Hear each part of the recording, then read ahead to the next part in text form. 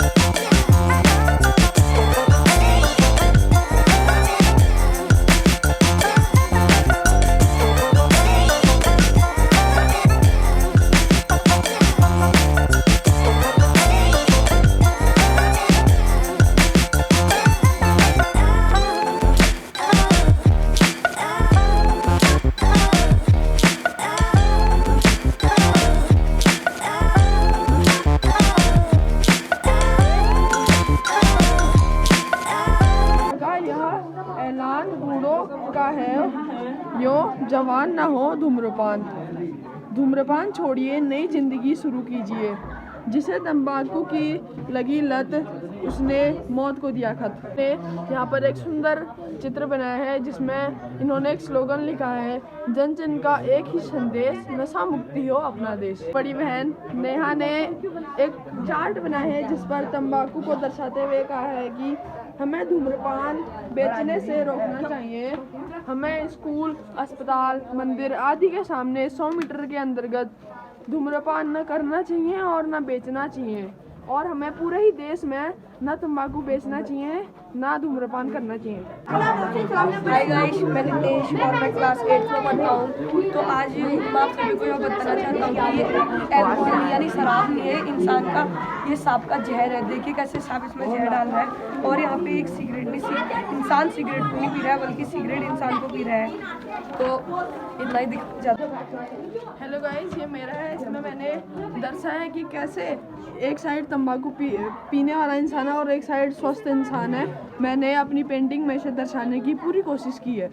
अब हमारी जो CHO मैम है, जोशी मैम, वो हमारे पेंटिंग्स का चुनाव कर रही हैं, जैसे कि आप देख सकते हैं।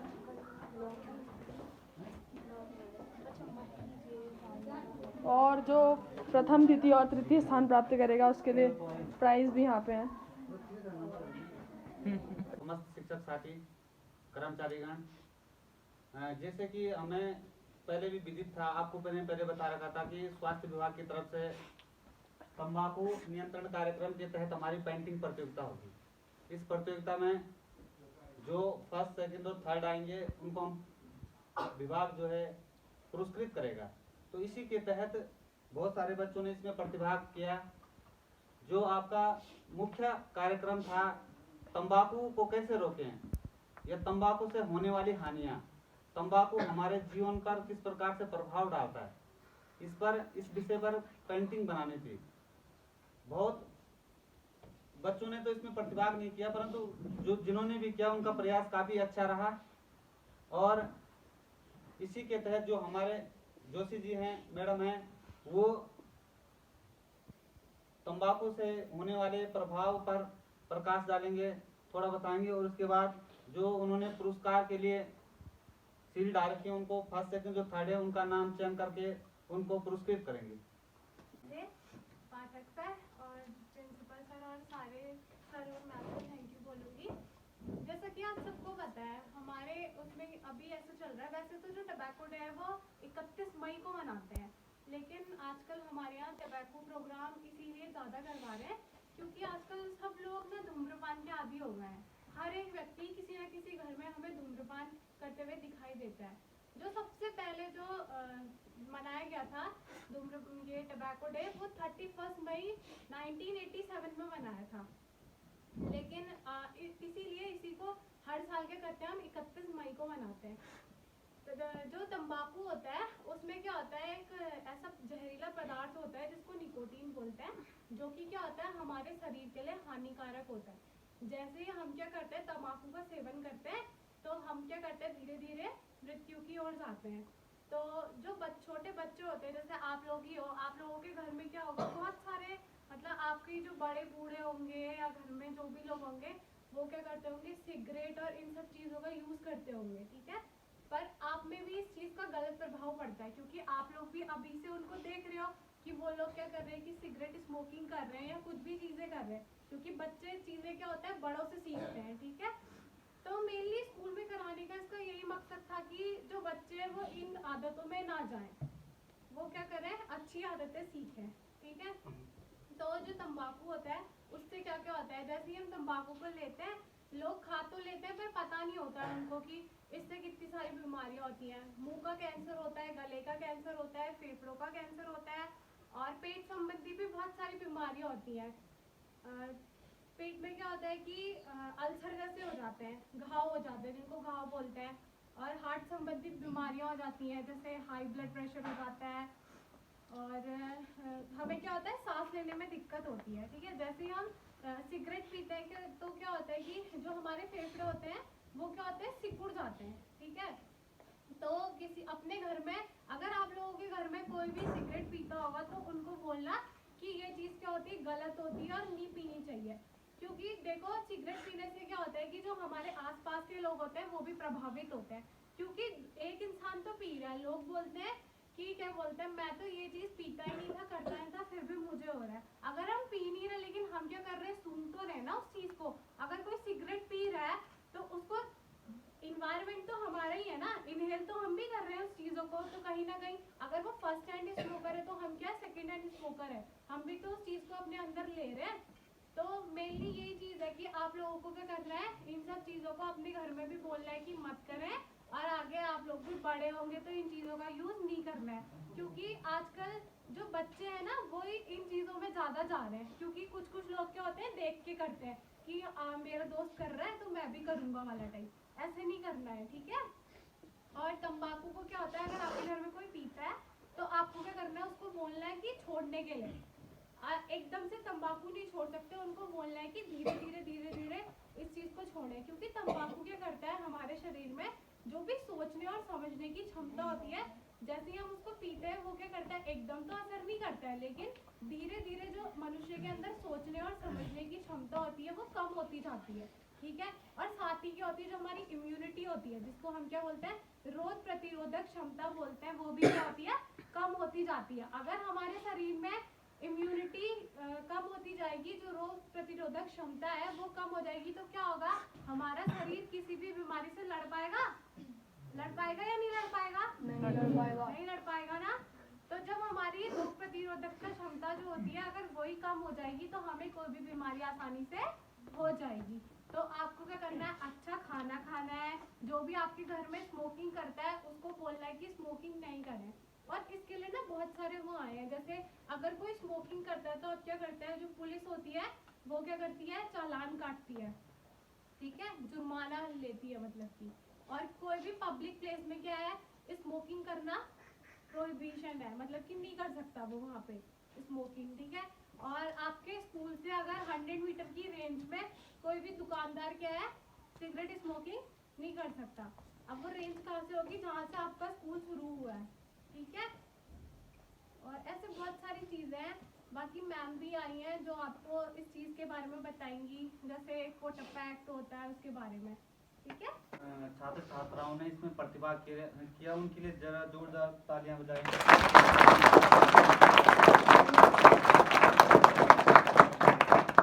राष्ट्रीय तंबाकू नियंत्रण कार्यक्रम में जो पेंटिंग प्रतियोगिता थी, इस प्रतियोगिता में तृतीय स्थान प्राप्त करने वाली छात्रा है माया, कक्षा 8। मैं आग्रह करूंगा कि वो पुरस्कृत करें और पाठक भी।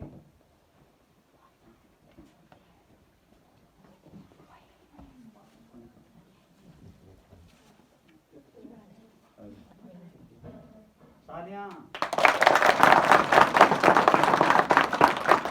तृतीय स्थान प्राप्त करने वाला छात्र है नितेश।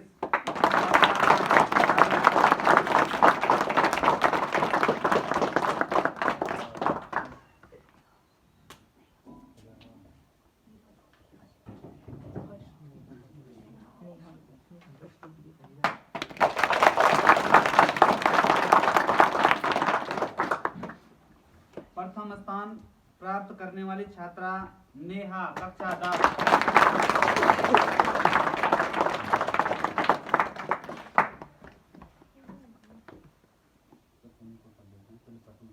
आ जाओ मैडम, आ जाओ, आप भी आ जाओ, सभी आ जाओ, आ जाओ, आ जाओ, फोटो किसी हो।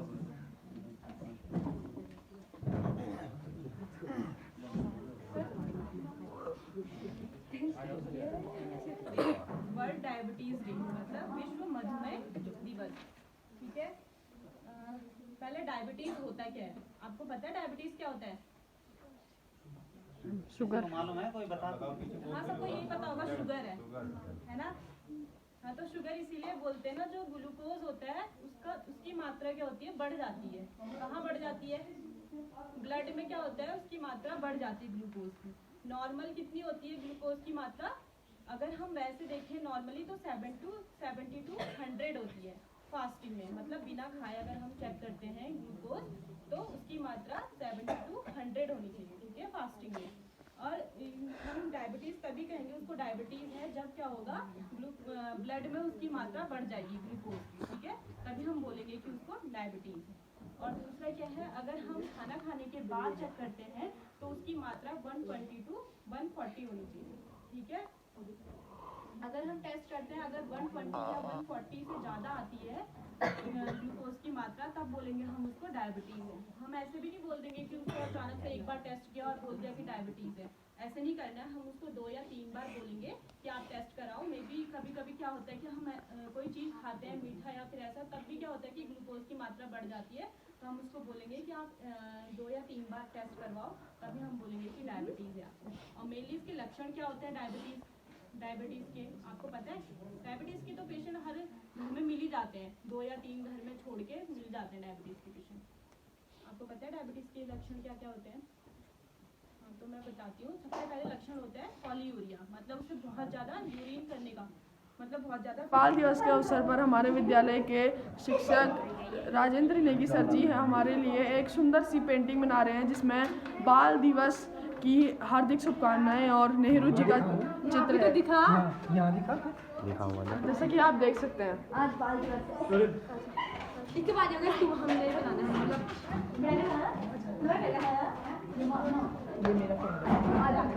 ये मेरे सर जी का, सब मस्त बनाया ये हमारे सर जी का, ये हमारे सर बोल दो सर नेहरू जी नहीं है ये, हेलो गाइस पंडित बोलो, जादव ने। हेलो गाइस बोलो, लाइक सब्सक्राइब करना के दो बोलो। के इस पावन प्रांगण में आज बाल दिवस के उपलक्ष्य पर आज के हमारे मुख्य अतिथि श्री धन सिंह बगली जी और हमारे विद्यालय के प्रधानाचार्य महोदय श्री बलदेव राणा जी और मेरे सभी गुरुजन वर्ग और मेरे सभी प्यारे भाई बहनों, जैसा कि आप सभी को विदित होगा कि आज 14 नवंबर बाल दिवस के उपलक्ष्य में मनाया जाता है पूरे भारत में। यह बाल दिवस पंडित जवाहरलाल नेहरू के जन्मदिन के उपलक्ष्य पर भी मनाया जाता है। उनका जन्म 14 नवंबर 1889 में हुआ था। तो कार्यक्रम की इसी कड़ी को आगे बढ़ाते हुए मैं अपने आदरणीय मुख्य अतिथि जी और आदरणीय प्रधानाचार्य और मेरे सभी गुरुजन वर्ग से अनुरोध करूंगा कि वो पुष्पांजलि अर्पित के लिए मंच पर आए। एक बार जोरदार ताली देकर स्वागत करें। मैडम नहीं आ रही, प्रेम में नहीं आ रही।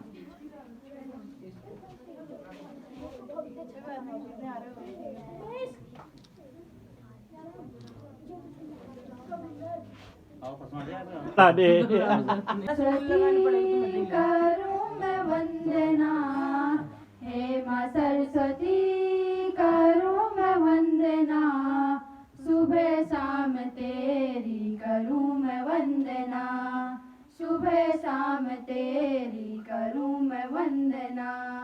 हे माँ सरस्वती करूँ मैं वंदना, हे माँ सरस्वती करूँ मैं वंदना, सुबह शाम तेरी करूँ मैं वंदना, सुबह शाम तेरी करूँ मैं वंदना।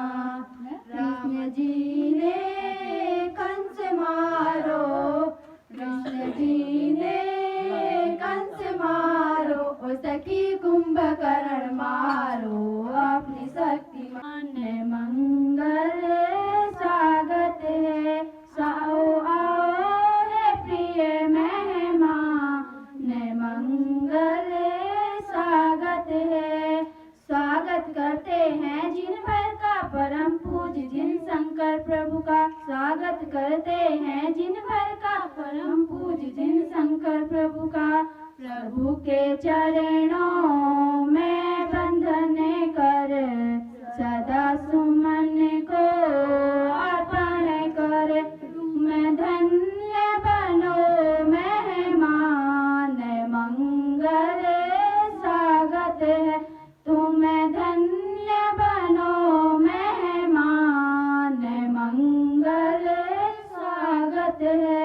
स्वागत करते हैं जिन भर का परम पूज्य जिन शंकर प्रभु का, स्वागत करते हैं जिन भर का परम। इसी कड़ी को आगे बढ़ाते हुए मैं समूह लोकगीत के लिए अपने कक्षा 9 के छात्राएं से अनुरोध करूंगा कि वो मंच पर आकर समूह लोकगीत की प्रस्तुति करें। प्रिया, नीलम और उनके अन्य साथी।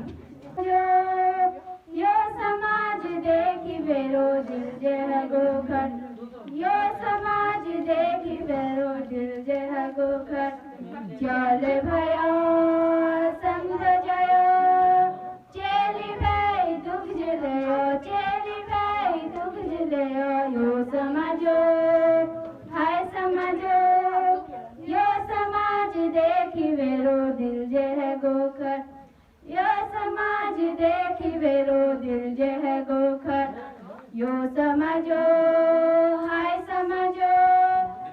ये दौलत भी ले लो, ये शोहरत भी ले लो, भले छीन लो तुम मुझसे मेरी जवानी, ये दौलत भी ले लो, ये शोहरत भी ले लो, भले छीन लो तुम मुझसे मेरी ये जवानी, मगर मुझको लौटा दो वो बचपन का सावन वो कागज की कश्ती, मगर मुझको लौटा दो वो बचपन का सावन वो कागज की कश्ती, और वो बारिश का पानी वो बारिश का पानी। कितनी खूबसूरती से इन पंक्तियों ने बचपन याद दिला दी। परम सम्माननीय प्रधानाचार्य महोदय दी, शिक्षक गण और आज के चमकते सितारे मेरे प्यारे भाई बहन, मैं नेहा कुंवर आप सबका इस सुनहरे अवसर बाल दिवस पर आपका अभिनंदन करती हूँ और खुद को भाग्यशाली मानती हूँ कि मैं आज आप लोगों के समक्ष बाल दिवस की उपलक्ष्य में अपने विचार व्यक्त करने। हंसते खेलते गुजरने वाली शाम नहीं आएगी, हंसते खेलते गुजरने वाली शाम नहीं आएगी, फिर वो कागज की जहाज वाली उड़ान नहीं आएगी, फिर वो कागज की जहाज वाली उड़ान नहीं आएगी। बचपन में जितना मुस्कुराना है मुस्कुरा लो, बचपन में जितना मुस्कुराना है मुस्कुरा लो, फिर वो बचपन वाली मुस्कुराहट नहीं आएगी, फिर वो बचपन वाली मुस्कुराहट नहीं आएगी। इसमें कोई संदेह नहीं है कि हर माता पिता और शिक्षक का सपना होता है कि उसका बच्चा अपनी बुलंदियों को छुए और उनका नाम रोशन करे और अपने बड़े बड़े सपनों को पूरा करे, अपनी अच्छी आदतों को और संस्कारों के साथ आगे बढ़े। तो यह परिवर्तन होगा, पर हमें सबसे पहले अपनी आदतों को सुधारना होगा, सब बड़ों का आदर करना होगा। धन्यवाद हितेश। आज बाल दिवस के इस शुभ अवसर पर मैं सबसे पहले अपने प्रधानाचार्य गुरुजन वर्ग, मेरे कलर के बहन वो मेरे भजन माताएं, मैं आपका स्वागत करता हूँ, अभिनंदन करता हूँ, वंदन करता हूँ और सभी बच्चों को मेरी तरफ से बाल दिवस की हार्दिक बधाई, शुभकामनाएं। प्यारे बच्चों, आपको पता होगा, विगत वर्षों से याद होगा कि आप 14 नवंबर को बाल दिवस के रूप में वो चाचा नेहरू जी का जन्मदिन के रूप में मनाते हो। ये बड़ा ही हर्ष और उल्लास का दिन होता है, जिसमें कि बड़ों को बचपन की याद आती है। सबसे अच्छा अपना बचपन होता है। बचपन में सिर्फ न कोई दुख, न कोई टेंशन, न कोई आगे का पीछे का कुछ ऐसा बच्चों को नहीं लगता है। अच्छे खेलते बचपन बीतता है, जहाँ पर बच्चे खेलते रहते हैं, जहाँ पर पढ़ते हैं। जो बच्चा पढ़ाई के तरफ को ढलता है तो वो बहुत आगे बढ़ जाता है। सारा कुछ जड़ी बचपन होती है।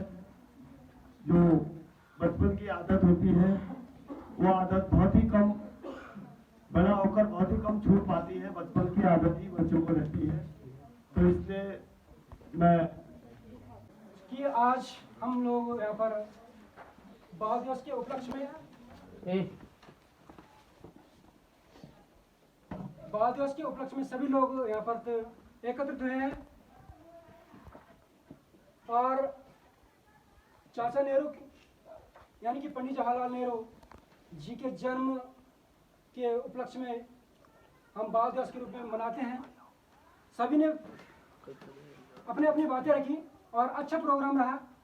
और समय का अभाव होते हुए मैं सीधे आपके सामने आपका जो परीक्षा परिणाम है, आपने 6 माह में आपने जो आपकी हाफ ईयरली एग्जाम परीक्षा हुई थी और आपने 6 माह के अंतर्गत जो भी आपने पढ़ा है, जितना भी आपने पढ़ा है, जिसने पढ़ा है उसका परिणाम उस हिसाब से है, जिसने नहीं पढ़ा है, जिसने कम पढ़ा है उसका परिणाम उस हिसाब से मैं आपके सामने। श्रद्धेय मां सरस्वती मंच पर मंचासीन विद्यालय प्रबंधन समिति के अध्यक्ष श्री बगरी जी, गुरुजन साथी श्री पाठक जी, फसवान जी, जयपाल जी, नेगी जी, दिनेश सर और जोशी मैडम, भोजन माताएं और प्यारे बच्चों, आप सभी को बाल दिवस की ढेर सारी शुभकामनाएं एवं बधाइयाँ। आज हम यहाँ पर बाल दिवस मनाने के लिए एकत्रित हुए हैं। बाल दिवस पंडित जवाहरलाल नेहरू की जयंती पर मनाया जाता है। 14 नवंबर 1890 को नेहरू जी का जन्म इलाहाबाद में मोतीलाल नेहरू जी के घर पर हुआ। पंडित जवाहरलाल नेहरू के पिताजी एक बैरिस्टर थे, वकील थे, जाने माने वकील थे और उनका पालन पोषण एक अच्छे घर में हुआ। अमीरी थी घर में, घर का माहौल अच्छा था और उनकी शिक्षा भी बड़े बड़े विश्वविद्यालयों में हुई। कैम्ब्रिज विश्वविद्यालय में उन्होंने अपने लॉ की परीक्षा पूर्ण की, जो लंदन में। नेहरू जी बच्चों से बहुत प्रेम करते थे और बच्चे भी उनसे बहुत प्रेम करते थे। वो अक्सर बच्चों से घिरे रहते थे और बच्चे भी उनसे बहुत हंसी खुशी और मजाक करते थे। बच्चे उन्हें प्यार से चाचा नेहरू करके नाम से पुकारते थे, चाचा नेहरू से पुकारते थे। नेहरू जी बच्चों के विषय में कहते थे कि अगर किसी भी देश के बच्चे, उनका लालन पोषण अगर सही तरीके से हो रहा है तो देश का भविष्य उजागर होता है। उस देश का भविष्य उन बच्चों के कंधों पर है। जो आज के बच्चे हैं वो भविष्य के नागरिक हैं। उनका जो उद्देश्य था बच्चों के प्रति, जो बाल मजदूरी, बंधुआ मजदूरी या ऐसे कामों को करना जिसके लिए वो योग्य नहीं है। अभी छात्रा ने कहा कि ये जो सर हैं, हमारे कंधे हैं, ये तसले उठाने के लिए नहीं हैं, ये किसके लिए है? बैग उठाने के लिए हैं। ऐसे विचार नेहरू जी के भी थे। नेहरू जी बच्चों से बहुत प्रेम करते थे। नेहरू जी ने देश की आज़ादी के लिए, जब वह बैरिस्टर की पढ़ाई कर रहे थे इंग्लैंड में, तो उसके बाद वे भारत आए। उनकी मुलाकात पंडित जवाहरलाल नेहरू जी की मुलाकात महात्मा गांधी जी से 1916 में हुई। जब वो गांधी जी से मिले तो उनके आदर्शों, उनके विचारों से बहुत प्रभावित हुए। नेहरू जी एक अमीर परिवार के बालक थे, परंतु उनकी जीवन शैली, गांधी जी के साथ रहने से उनकी जीवन शैली में बहुत परिवर्तन हुआ। उन्होंने खादी, सत्य, अहिंसा और त्याग का पालन किया और अपने जीवन में इसे लागू किया। उन्होंने भारत को आजाद कराने में अपना बहुमूल्य योगदान दिया। उन्होंने सबसे पहले तो असहयोग आंदोलन में गांधी जी के साथ जब वह आंदोलन में कूदे तो उन्हें जेल जाना पड़ा। 1928 में उन्होंने साइमन कमीशन का भी विरोध किया। साइमन कमीशन का विरोध करने के उपरांत उन्हें जेल में डाल दिया गया और 1929 का कांग्रेस अधिवेशन की अध्यक्षता की कमान उन्हें सौंप दी। वो उस समय एक युवा नेता थे। भारत में वो दो युवाओं का था, जब नेहरू, सुभाष चंद्र बोस, उन्होंने पूरे भारत में क्रांति का बिगुल फैला दिया। 1929 में उन्होंने घोषणा की कि आने वाली 26 जनवरी 1930 को लाहौर अधिवेशन में हम स्वतंत्रता दिवस के रूप में मनाएंगे। नमक आंदोलन में उन्होंने भाग लिया। इसी के साथ साथ उन्होंने भारत छोड़ो आंदोलन में भाग लिया, परंतु उनकी इस कार्य क्षमता को देखते हुए उन्हें स्वतंत्र भारत का प्रथम प्रधानमंत्री भी बनाया गया और वे हमारे देश के प्रथम प्रधानमंत्री थे। भारत रत्न मिला उन्हें 1954 में। अंत में 1964 में उनकी हार्ट अटैक से, दिल के दौरे पड़ने से उनकी मृत्यु हो गई। उनका योगदान भारत कभी भूल नहीं पाएगा और इसी उपलक्ष्य में उन्हें याद करने का वो ये दिन है, बाल दिवस। जिस रूप में हमें उन्हें मनाते हैं, उन्हें याद करते हैं, ये वही दिन है। आज के दिन बच्चों को समर्पित दिन है। बच्चे जो बिना टेंशन के, बिना किसी सोच के एकदम उन्मुक्त होकर जीवन जीते हैं और आने वाले भविष्य को देखकर हमें अपना जीवन जीना चाहिए। उन्मुक्त जीना चाहिए, पर आने वाले भविष्य को देखकर हमें अपने जीवन में लक्ष्य भी बनाने चाहिए, परंतु बेफिक्री से। तो आज आप सभी को बाल दिवस की ढेर सारी शुभकामनाएं।